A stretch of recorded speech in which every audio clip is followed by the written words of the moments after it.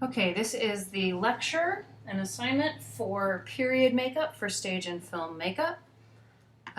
These are the project guidelines. You are to pick a decade, anywhere from 1920 to about the year 2000, or you could go backwards and look at Elizabethan, Georgian, or Egyptian makeup trends.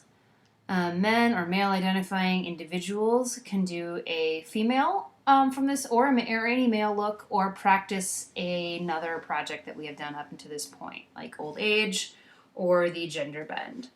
Just like every project we do, there are 5 research photos required and a face chart required.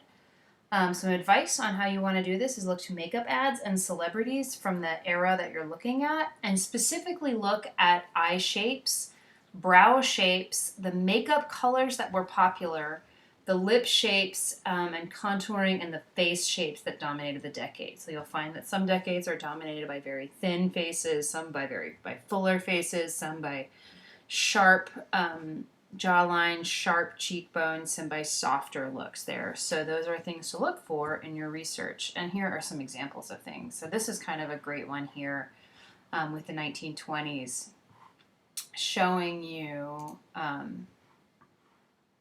the 1920s like Cupid's bow, and then how it kind of morphed into the 30s where it was a little bit smaller, and the 40s. So things to look at here are like how sharp is the point of the Cupid's bow, and how big is the upper lip compared to the lower lip, and where are the different bends and shapes that are popular. Is it drawn all the way to the corners of the mouth, or is it a smaller look?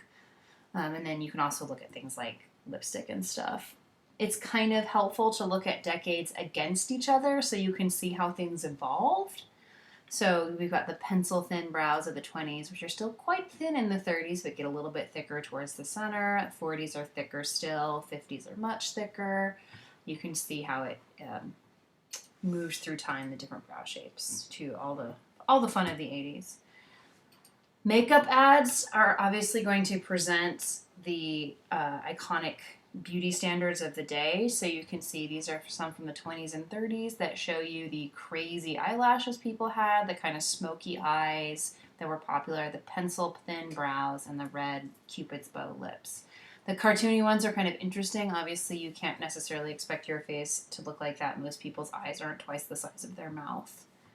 Here's our little 1930s girl. You might also want to look at celebrities from your decade.